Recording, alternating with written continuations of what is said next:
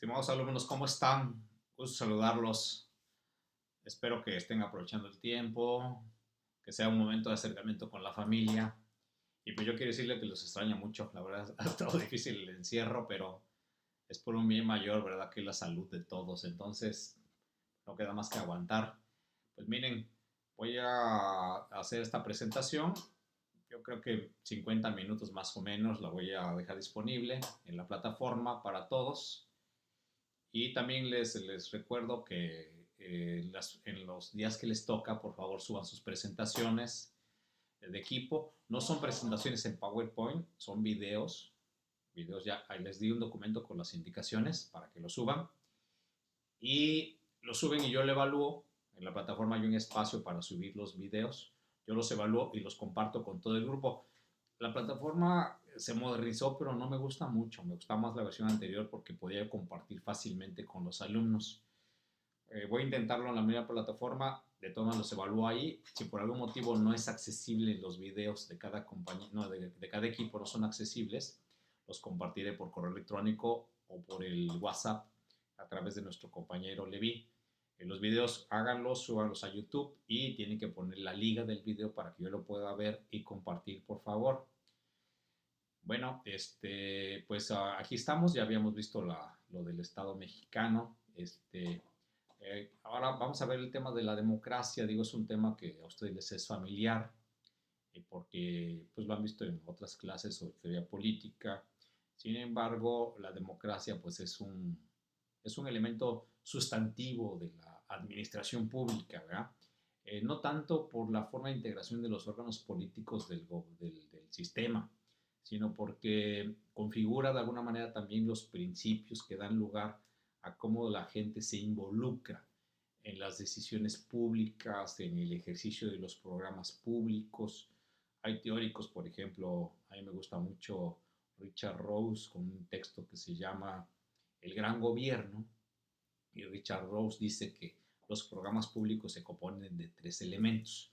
¿Cuáles son esos tres elementos? Pues serían los empleados, los recursos públicos o los recursos financieros y los planes, las organizaciones. Sin embargo, yo creo que también parte de los programas públicos estaría o debería considerarse la demanda. Y la demanda está expresada por los grupos sociales, por las personas, por las regiones, por la sociedad que interactúa día a día con la burocracia y genera un insumo para trabajar, que es lo que quieren y cómo lo quieren, se procesa dentro de la burocracia y se emiten pues ciertos bienes, ¿verdad? Bienes y servicios o también financiamientos o normas jurídicas. Entonces, esa participación ciudadana configura también un factor para el trabajo de la gestión pública. Y si no hay democracia, ¿podría darse esto? Pues no, porque si no hay democracia, entonces el poder sería centralizado, sería autocrático y la demanda surgiría dentro del propio poder. Entonces, que exista democracia es un elemento fundamental también para la administración pública. Y bueno, ya tiene usted la etimología de la palabra democracia, ya le hemos hablado, es el poder del pueblo, ¿verdad? Donde el pueblo pues debe ser quien mande, quien tenga la decisión final de los proyectos públicos, pues por varios mecanismos, no solamente uno es las elecciones, decía Alexis de Tocqueville en la democracia en América, las elecciones son una especie no solamente de decisión de quienes encabezan las instituciones políticas, sino también son un referéndum sobre la forma de gobernar, es decir, es el juicio sobre lo que ha hecho bien o no, o ha hecho de acuerdo a los intereses predominantes, mayoritarios de la sociedad, las instituciones, quienes encabezan las instituciones públicas, y el voto es un referendo, es la contratación, la ampliación del contrato o el despido de quienes encabezan las instituciones de la administración pública. Entonces, yo creo que eso es pues un nombre muy correcto, una definición muy correcta de lo que sea la democracia dentro de su involucramiento con relación a la administración pública. Y creo que es muy válido también preguntarnos si esto determina la forma de trabajo de las organizaciones públicas. Parece que sí. De hecho, hay una especie de enamoramiento, de romanticismo respecto de que la sociedad debe participar en los procesos públicos. Hoy día en todo el planeta es una tendencia contemporánea de la discusión pública, de la configuración de las instituciones y del diseño de la gestión pública mediante la creación de leyes, reglamentos y procedimientos de consulta o de participación de la ciudadanía, bajo la idea de que el fundamento democrático de la sociedad implica que la sociedad misma se involucre de manera activa y decisiva en toda decisión pública. Y hay muchos mecanismos en el gobierno. Les decía, por ejemplo, hay consejos consultivos en cada secretaría, en cada programa, que forman ciudadanos. Hay grupos de discusión en torno a decisiones concretas, por ejemplo, a nivel de colonias, de delegaciones, de juntas auxiliares, de ayuntamientos. También hay mecanismos de consulta en las decisiones legislativas bajo la idea de gobierno abierto, de parlamento abierto. Sin embargo, pues cabe preguntarse también como administradores públicos qué tanto la sociedad realmente está dispuesta a participar. Yo recuerdo una consulta que hizo Harold Laswell, quien es considerado el padre de las políticas públicas, académico norteamericano, y él fue quien encabezó la primera consulta para preguntar qué tanto está dispuesta la sociedad a participar en la gestión pública. Fue por ahí del año 1998 y fue muy interesante porque de ahí surgió lo que se llama la teoría de los roles. Y decía yo, los roles de Canela Bimbo, ¿no? No es cierto, los roles del ciudadano, es decir, qué papeles desempeña el ciudadano en la sociedad y en su vida dentro de una comunidad política. Y bueno, aquí resulta que lo que encuentra Laswell en esta consulta es que el ciudadano pone, digamos, en su esfera de prioridades, en primer lugar, su trabajo, lo que sea el rol laboral, es decir, pasamos la mayor parte del tiempo en el trabajo. Y después estaría el rol familiar, el tiempo que la gente no le dedica al trabajo, pues se lo dedica a la familia, es su segunda prioridad. Y después vienen otras, por ejemplo, desempeña un rol social. Después de la familia, pues están los amigos, están los parientes. Luego un rol de tipo formativo, ¿verdad? Muchos estudian, toman cursos, etcétera. Luego viene una especie de rol privado, hasta sentimental, que es que, bueno, quienes tienen novia, quienes tienen o su esposa, dedican cierto tiempo a cultivar esa relación. Y después de una serie de papeles, el último papel que el ciudadano emprende es el rol ciudadano. Es decir, ni siquiera unos minutos al día tiene tiempo la sociedad para ser ciudadano. Entonces, dice uno, bueno, si estos roles son así, ¿de dónde sale la idea de que hay que hacer consultas o llamados o convocatorias masivas para que la gente se involucre en decisiones públicas? Cuando está comprobado que tiene una serie de roles y que el rol ciudadano no lo tiene en sus prioridades porque no tiene tiempo simplemente, ¿verdad? El día es de 24 horas y el conjunto de roles le absorben, pues, le absorben 23, incluyendo pues, el tiempo que tiene que dormir. Entonces, es interesante porque dice Giovanni Sartori en ¿Qué es la democracia? Que entendimos mal la idea de democracia. Dice, la idea de democracia fundada en cómo funcionaba la democracia griega, dice, pues no es realmente lo que veía el padre fundador de la idea democrática, que sería Aristóteles. Aristóteles en la República dice Sartori, realmente no ponía como ejemplo la democracia ateniense, sino más bien la democracia de Florencia, la democracia florentina. ¿Y qué características tiene esta democracia florentina? Pues es lo que hoy día podríamos llamar como una meritocracia.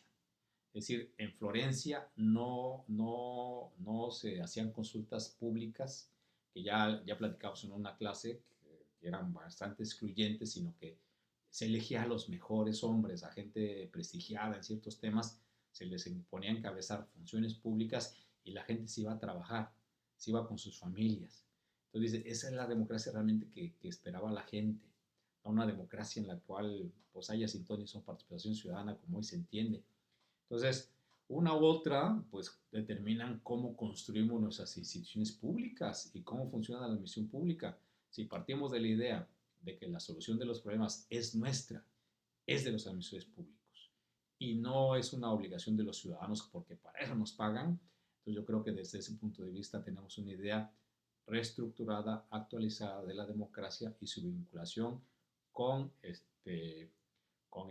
con la gestión pública. Y creo que podemos acercarnos un poco más a conceptos modernos de la gestión pública que ya iremos viendo y que además tienen ustedes que ver en los últimos semestres, como son, por ejemplo, la empatía, la ergonomía y otros conceptos, ¿verdad?, que hacen que un principio procesal de la administración pública sea la calidad de la democracia, la calidad de la gestión pública y no necesariamente fundada en la participación sin ton ni son o masiva. ¿Verdad? Estas son las aportaciones de Bobbio, de Sartori, ¿verdad? Pero un Sartori, digamos, reloaded, porque Sartori no plantea que el pueblo sea al mismo tiempo sujeto y objeto sin ton, no, sino que es un sujeto, en tanto que elige, y es un objeto en tanto que debe recibir este, una gestión pública a la altura de sus demandas históricas y socialmente definidas. ¿Okay? Por ahí va el asunto. Ahora bien, el sistema es representativo, ¿verdad?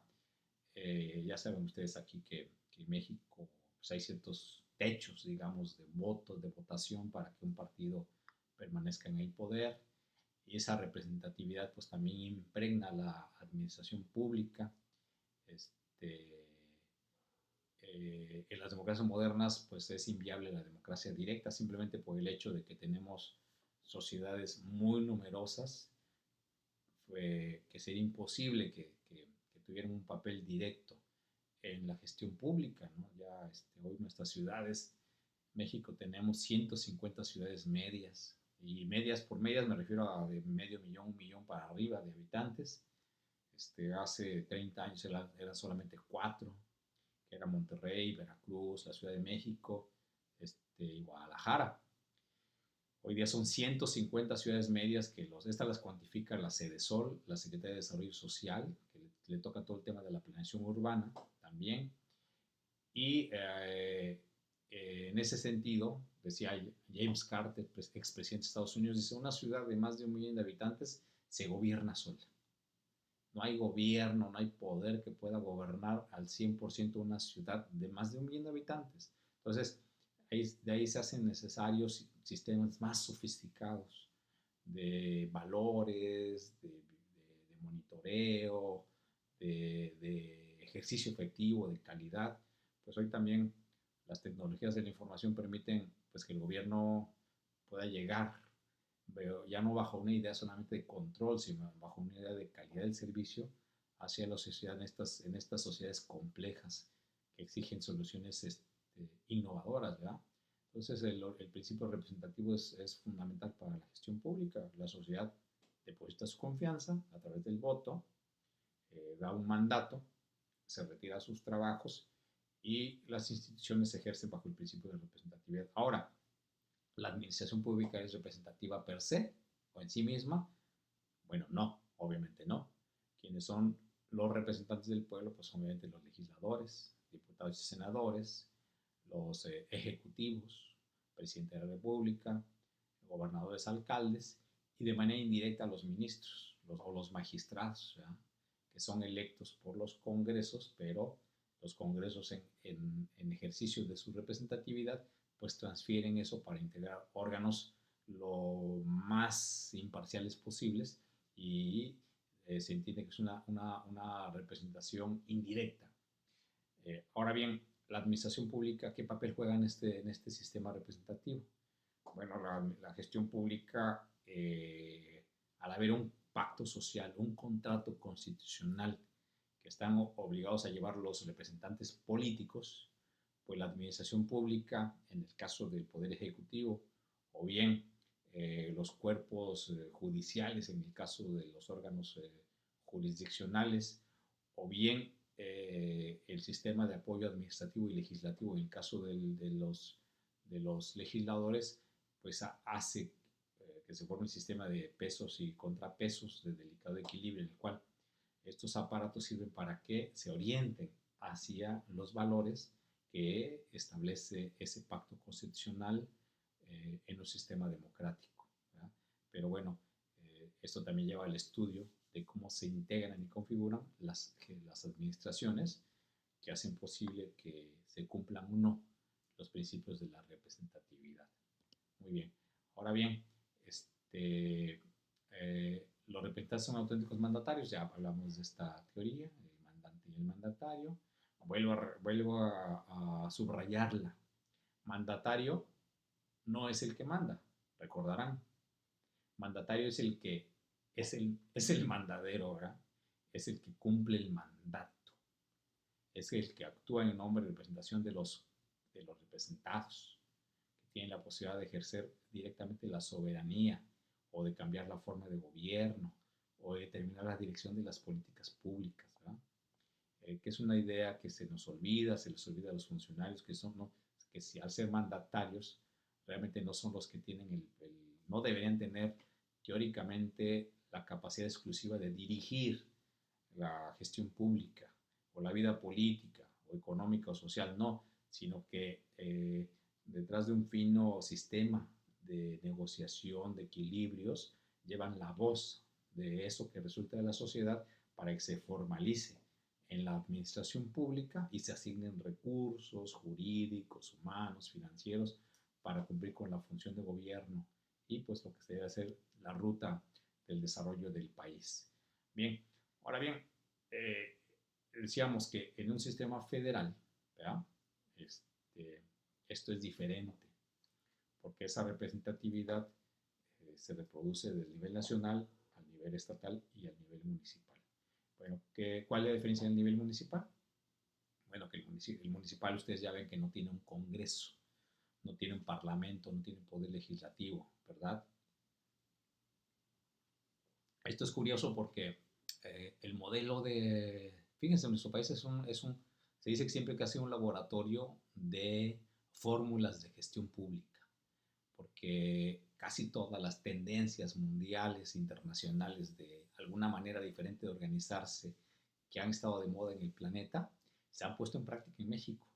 De tal modo que pues, para nosotros constituye un problema serio de investigación porque encontramos diversas formas de organización que no son una y que hacen compleja la burocracia y que corresponden con ciertas modas, ¿verdad? Tenemos el modelo europeo en algunas organizaciones públicas como lo que se llama órganos constitucionales autónomos, la Comisión de Derechos Humanos, los órganos de fiscalización, por ejemplo, los órganos electorales que son autónomos, pero que siguen un modelo norte europeo que se llama de agencias, o el modelo sectorial, es decir, por sector, el sector educación, el sector salud, por ejemplo, el sector medio ambiente, que sigue la forma de organización norteamericana, por ejemplo, o bien el modelo de los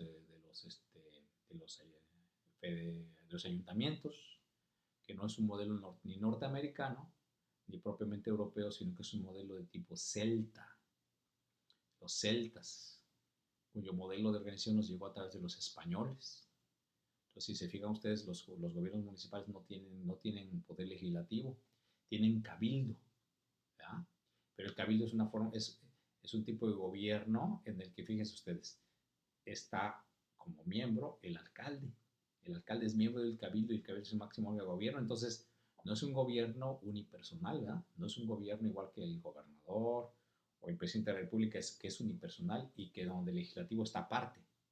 No, aquí el legislativo, porque expide reglamentos, que es el cabildo, dentro de él está el ejecutivo y el cabildo. Entonces parece más una forma de tipo parlamentaria.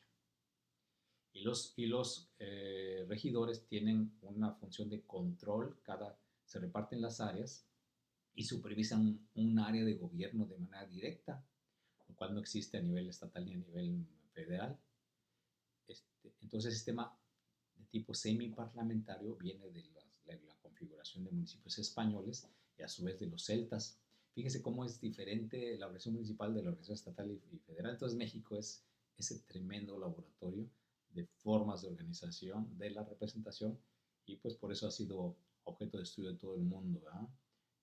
El caso mexicano es singular, es sine qua non y tiene esta configuración. Entonces, cuando hablemos de representación política, en el caso mexicano tenemos que ir con mucho cuidado porque es diferente a nivel territorial y además hay muchas representaciones específicas, ¿verdad? Ya platicamos el caso de Oaxaca, porque la Constitución también acepta que haya usos y costumbres que tiene que ver con las comunidades indígenas. Entonces los municipios indígenas muchas se gobiernan o se autogobiernan con su propio sistema de prácticas, de valores, y es diferente al que conocemos al sistema de federal. Decíamos que en muchos municipios indígenas del país los gobiernan consejos de ancianos, senados, hay muchas formas, pues México es muy diverso en esto de la representación, pero la predominante, bueno, es la forma de gobierno federal. Tenemos un sistema muy noble, administraciones públicas específicas, con capacidades propias, con recursos propios, a nivel municipal, a nivel estatal y a nivel nacional. Por eso no es equívoco decir que en México no hay una sola administración pública, más bien podemos hablar de que habría poco más de 2.500 administraciones públicas. Porque además somos un país bien diverso, ustedes lo saben, ¿verdad? Ningún estado se parece a otro. Es una cosa impresionante porque mientras va uno a América Latina, desde Guatemala hasta Argentina o Chile, y podemos decir que son países con una sola unidad, con una sola identidad, donde pueden ir a las regiones y se parecen en un 85% y solamente en un 15% son diversos. En México, por múltiples razones que habría que analizar con cuidado, los estados son diferentes entre sí, ¿verdad? Hasta lingüísticamente, gastronómicamente, culturalmente, y no solamente los municipios, prácticamente no hay un municipio igual a otro en muchos aspectos sociales, económicos, culturales, políticos. Vean ustedes aquí, solamente los 5 municipios son diferentes. Pues en todo el país son diferentes. Entonces tenemos, repito, tenemos cerca de 2.500 municipios en el país. Asumen ustedes los gobiernos estatales y el gobierno federal, pues tenemos más de 2.500 verdaderas administraciones públicas, de las cuales es un error pretender administrarlas con un solo modelo. No, como que necesitamos un modelo marco y ese se debe de aterrizar en cada realidad municipal, en cada realidad territorial. De ese tamaño es la configuración de la vida política de nuestro país y por lo tanto así debe serlo de la configuración administrativa. Muy bien, pues ya hemos platicado de la federación, está en el artículo 40 de la Constitución, formada por 32, digamos, partes, ¿verdad? Que son los estados, casi 32 repúblicas, por así llamarle, es equivocado, el concepto no es 32 repúblicas, nada más lo digo simplemente para ver, para que entendamos la diferencia, pues hay 32 pequeños países que están aglutinados en uno solo grandote, que se llama Estados Unidos Mexicanos.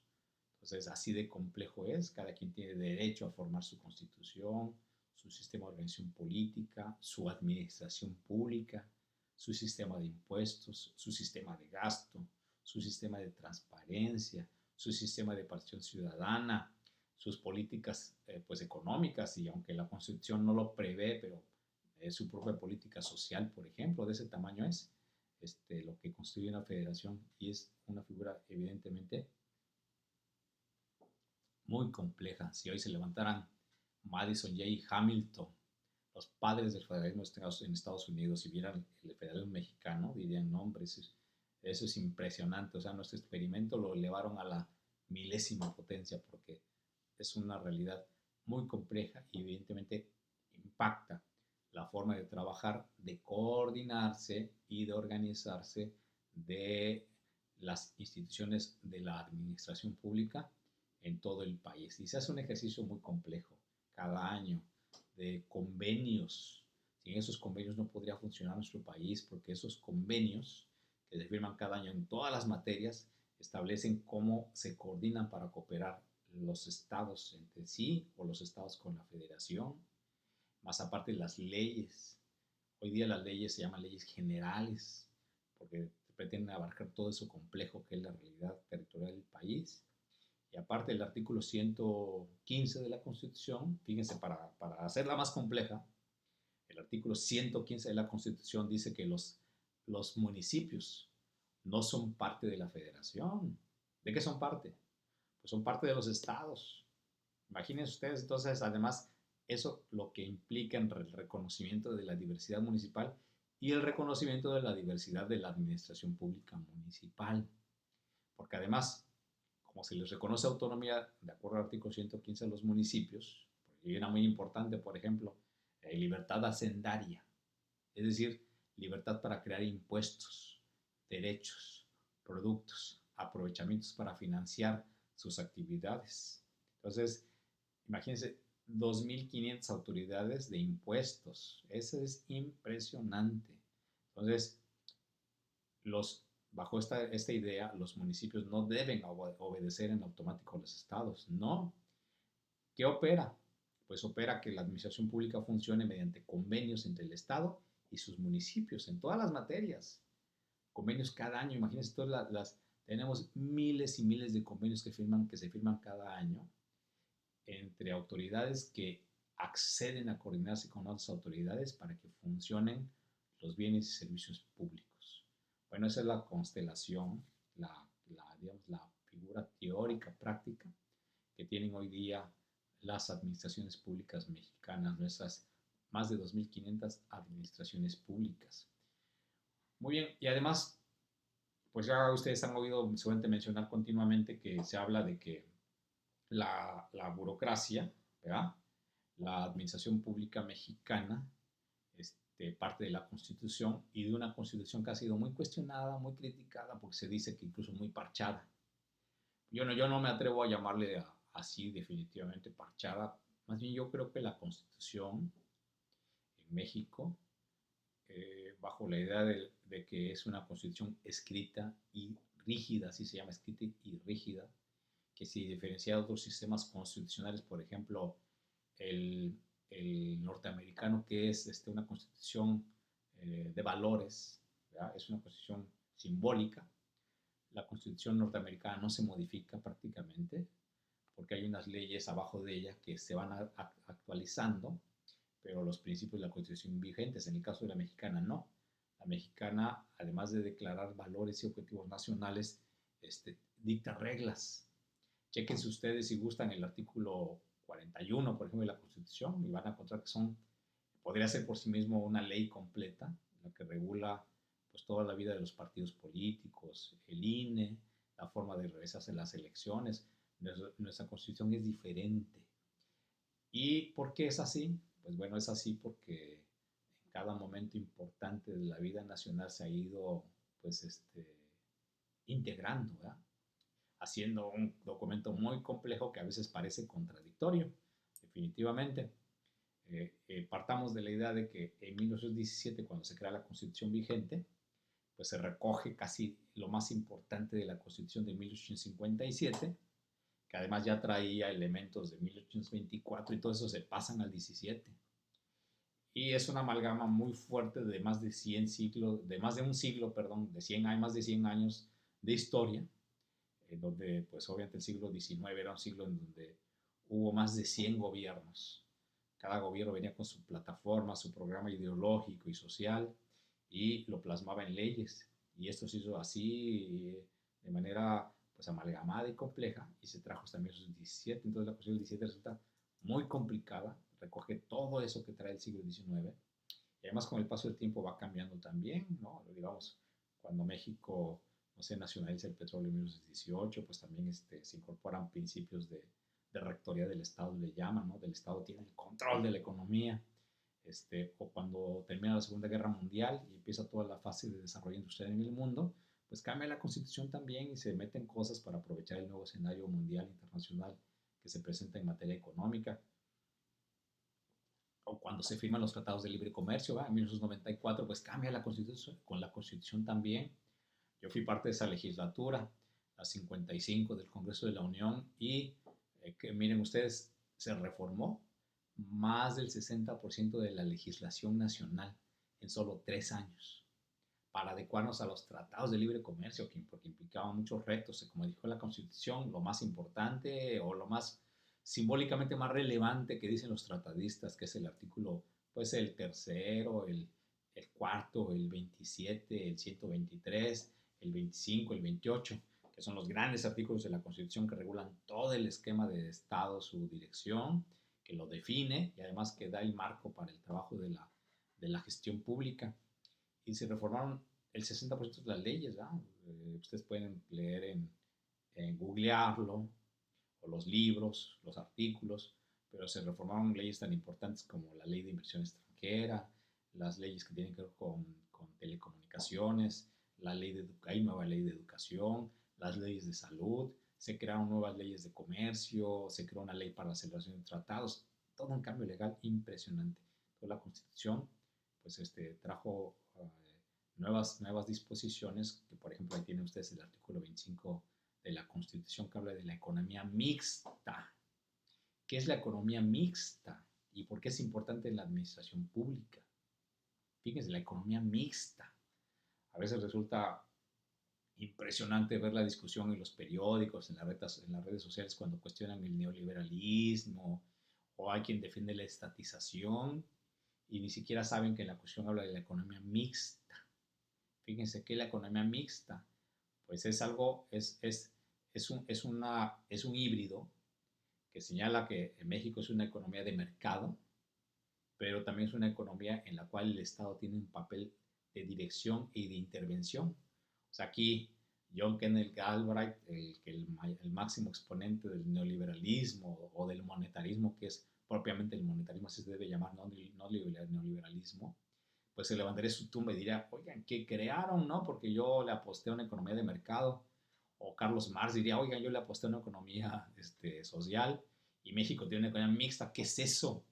¿No? Pues es un producto muy a la mexicana, 100% mexicano para el mundo. Algo así como la cerveza Corona. ¿Podríamos imaginar al mundo sin la cerveza Corona? La Coronita, pues no, ¿verdad? Pues igual México tiene una estructura económica única que bueno, es difícil de entender, pero aquí se reconoce, lo cual tampoco está tan desmesurado porque digo ustedes que en las últimas décadas en todo el planeta paulatinamente han ido tomando un papel más protagónico los actores sociales, bajo la idea de lo que se llama el tercer sector o la economía social, la economía colaborativa. Bueno, pues ahí tienen Uber, Cabify, estas Didi, son un ejemplo de este mundo moderno en el cual digamos, el patrimonio individual se suma para crear economías de escala y crear grandes redes de negocio a través de los taxis, por ejemplo, los sistemas de transportación de particulares, o bien otras formas también de participación económica asociándose privados, o los bancos del tercer sector. En Canadá, los bancos, el 60% de las cuentas de los bancos no las manejan bancos mercantiles, sino bancos sociales. Esos bancos sociales, como los hay en Canadá, en España, en Alemania, son bancos que no buscan ganancia. Son bancos que están obligados por sus actas constitutivas a que lo que obtienen de lo que podemos llamar utilidades lo deben traducir en financiamiento social, es decir, deben financiar proyectos de mejora de la producción de alimentos, de la producción industrial, la educación, etcétera. Solamente mantienen los ingresos necesarios para el funcionamiento pues de los sueldos, salarios y su estructura administrativa. Entonces, el 60% de las cuentas de Canadá las maneja este tipo de bancos. Por ahí chéquense, no sé, yo recuerdo Caja Madrid, la Caixa y otros bancos famosísimos. O bien, hoy es cierto también que, por ejemplo, tenemos en claro la importancia de las loterías. En México, ¿quién tiene la lotería? Pues dijimos que el gobierno federal. En Estados Unidos, pues hay loterías a nivel estatal, ¿verdad? Muy importantes en el mundo. De la lotería más grande del planeta, la que ha dado los premios más grandes del planeta, es la Lotería Española. Y la Lotería Española es propiedad de la ONCE, ONCE. La 11 resulta que es la Organización Nacional de Ciegos de España. Eso se llama economía social. Imaginen ustedes, una ONG de ciegos es la dueña de la lotería más importante del planeta. O sea, eso contradice pues, muchas tendencias económicas monetaristas o liberales, ¿verdad?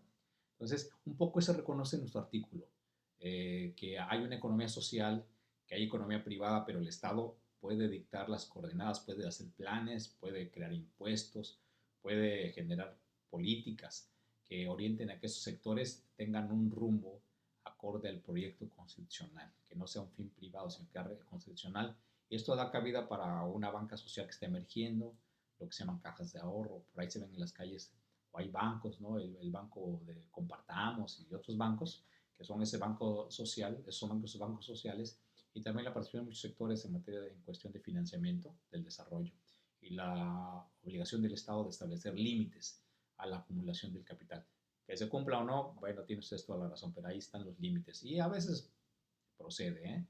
Por ejemplo, ahorita en la disputa que tienen las compañías celulares, pues el gobierno a veces ha dicho basta, los ha metido en cintura y eso ha hecho que nos bajen las tarifas.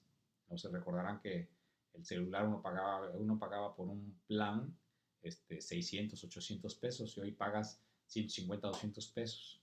Pero ha sido gracias a que el Estado puso reglas para no abuso y para que compartan con las diferentes compañías telefónicas las redes de alambre, de cable que tiene Telmex o Telnor, por ejemplo. Y eso ha nivelado el piso de la competencia, pero lo hace porque la Constitución, aquí en este artículo, le da esa legitimidad al Estado mexicano. ¿Sí? Por supuesto que esto obviamente se distribuye a nivel de toda la administración pública estatal, nacional y municipal, donde el responsable de generar las políticas globales en materia de desarrollo económico y social, pues es el Estado, es el gobierno, es la administración pública. ¿Sí? Muy bien, vamos a ver con algo de pensamiento administrativo. Aquí ven a los, pues son muchos los que han aportado y faltan muchísimos más, pero solamente veremos algunos clásicos. ¿Verdad? Ustedes saben quién es Bonin. Bueno, pues acuérdense de Bonin, que es el padre de la administración pública. ¿No? Y bueno, pues la administración pública fue un poquito por ahí como medio coquetona y tiene dos padres. El otro es Woodrow Wilson, ¿verdad? Woodrow Wilson pues, generó los principios de la organización del gobierno moderno a principios del siglo XX. Fue presidente de Estados Unidos y es el padre de la administración pública moderna. Pues ahí se disputan a la Santa Madre entre los dos. Pues bueno, muy bien. Ahí tienes otros pensadores y actos. Bueno, Jean Monnet es el padre de la ciencia de la administración pública. Su libro Principios de la Administración Pública tiene varias aportaciones. La primera, fíjense, en 1808, y ya planteaba que la administración pública, que por cierto, en México, en los 80 se decía que no era ciencia, que era un rabo, un desprendimiento de la ciencia política.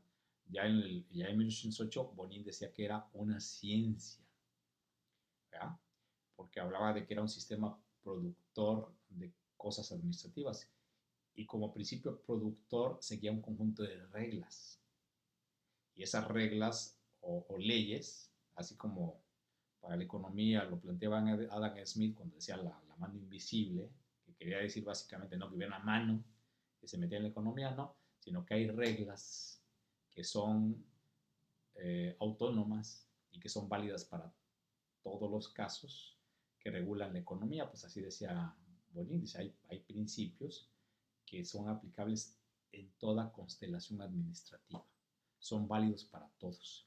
Y de ahí se planteó los principios que ya ustedes conocen o que van a conocer o trabajar, que forman lo que se llamó el proceso administrativo, ¿verdad?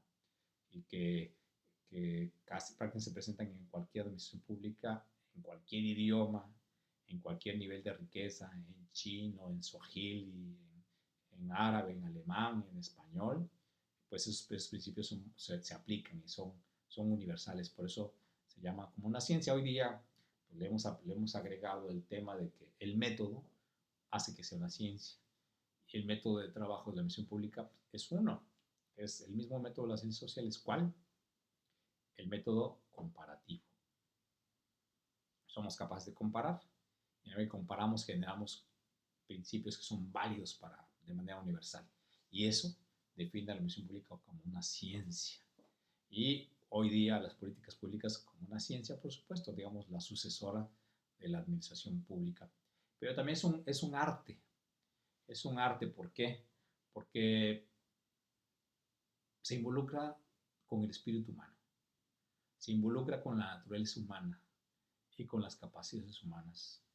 Yo no concibo a un administrador público que vaya como máquina a generar un trabajo burocrático. Yo creo que ese administrador público irá a aplicar sus creencias, sus valores, su profesionalismo, su interpretación del mundo, su capacidad de comparar situaciones, de generar soluciones creativas. En ese sentido, pues es un arte, ¿no? Dice Gian Domenico Mayón que el analista de políticas públicas, yo diría el administrador público, ustedes quieren, es un artesano. Es un artesano y lo compara con el alfarero. Pues el alfarero no tiene una técnica que sea válida para todos sus productos. Cada producto es fruto de un momento específico, digamos de una inspiración específica, ¿no? O sea, si el alfarero está inspirado, pues saldrá un jarro, a lo mejor de una manera diferente a si no estuviera inspirado, si lo hiciera porque tiene que hacerlo. Pero ahí también pone el artesano en juego su conocimiento de la arcilla, su capacidad para mezclar materiales, su refinamiento, su amor. Pues bueno, un poco así digamos que es la admisión pública, es un arte, es decir, depende del tipo de administrador público también. Hay ciencia, hay principios, pero también hay un estilo personal que, bueno, digamos que de manera eufemística, algunos autores le llaman, cuando tratan de interpretar las políticas de un gobierno en particular, dicen el estilo personal de gobernar.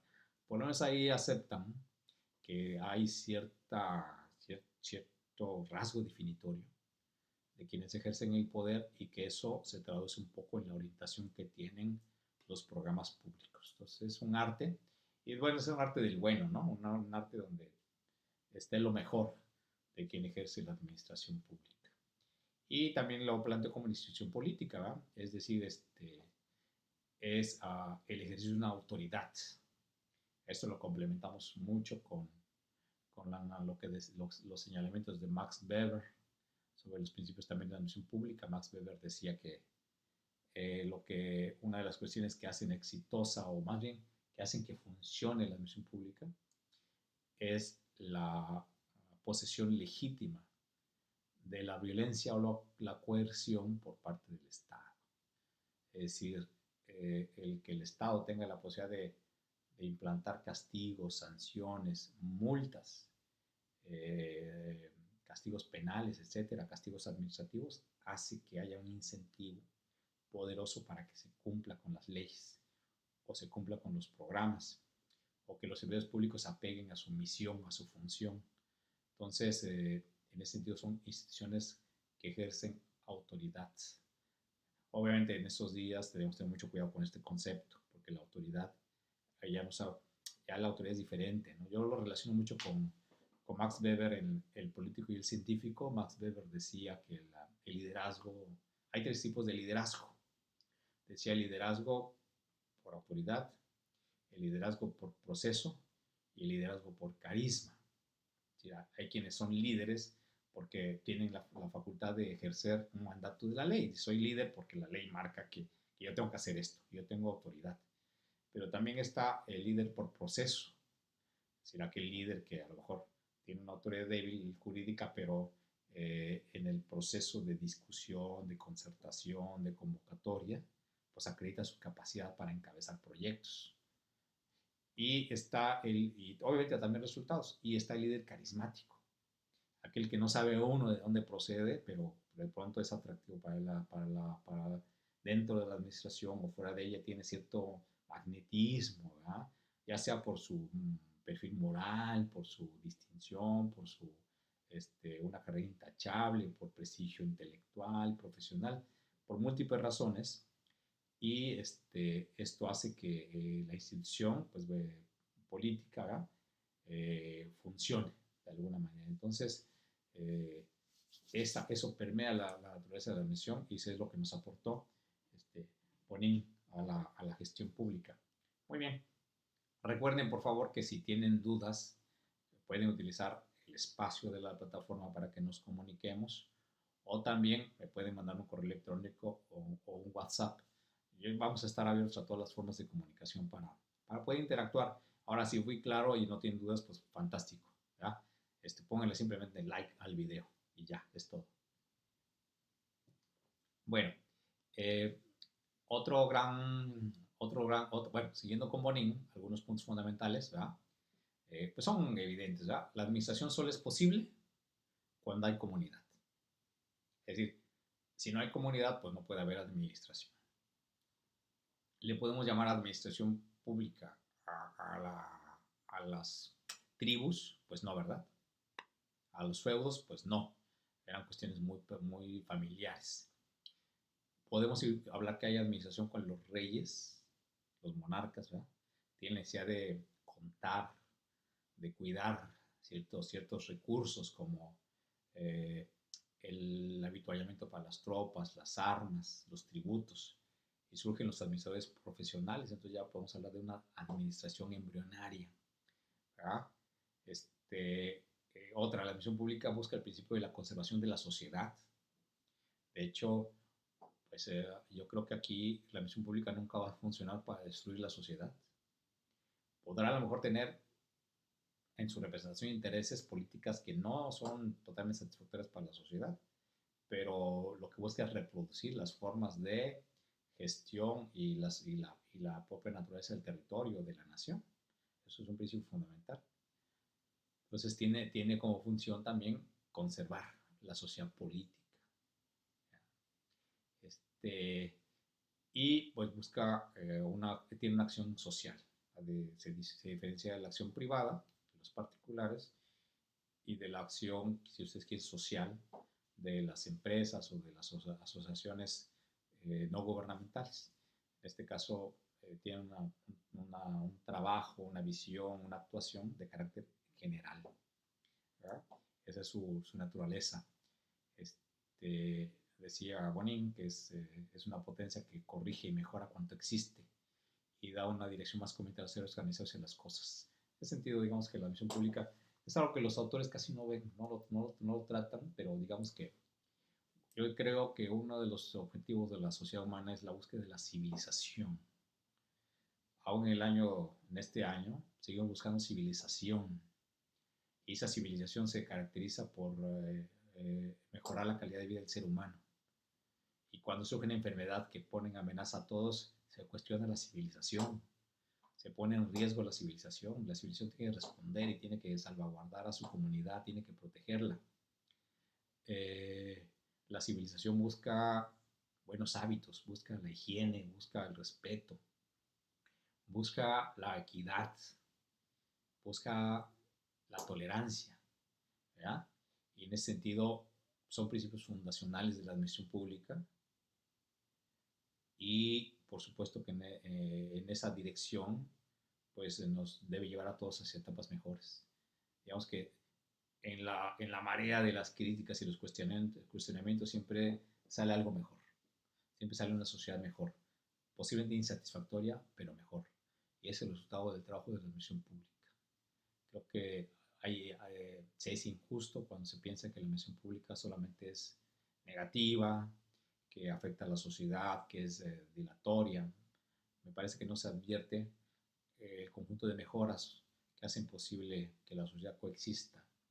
Y nos vamos a cuestiones muy pequeñitas, por ejemplo, si quieren parece insignificante, pero nos hemos acostumbrado a que los estén podados los árboles, que el pasto esté cortado en las zonas urbanas, pero estamos hablando de millones de toneladas semanales de pasto que se corta, de hojas que se cortan, para que la sociedad tenga estética y tenga áreas verdes. Y lo hacen miles de trabajadores y cuesta mucho dinero, pero eso es civilización. ¿Pueden ustedes concebir una sociedad que se diga civilizada sin áreas verdes? No, ¿verdad? Hoy están intrincadas. Sociedad, modernidad es sustentable y es ecológica y debe haber áreas verdes. Bueno, pues eso lo hace la administración pública. Es algo que los ciudadanos no ven, pero ahí está. Y la repartición de bienes públicos, etcétera, etcétera, es un trabajo muy complejo, pero sí la administración pública, coincido con Bonín, y espero que ustedes coincidan también, es generar estadios de vida mejores, cualitativamente más avanzados de la sociedad. Bueno, veremos a Tocqueville, Alexis de Tocqueville. Yo creo que lo vamos a dejar para otra clase. Estoy abierto a sus preguntas. Es un placer saludarles. Esperamos que todos salgamos bien por nosotros, por nuestras familias y por nuestro país. Que pasemos esta etapa de duda e incertidumbre, para la cual, por cierto, hay que reflexionar y tener respuestas o posibles respuestas desde el punto de vista de la administración pública. Muy bien, para cerrar esto, les voy a pedir una actividad. Voy a poner el video, el link del video para que todos lo vean. Y este video les voy a pedir que por favor hagan un mapa mental. ¿Sí? Vamos a hacer un mapa mental con lo que se expuso en esta clase.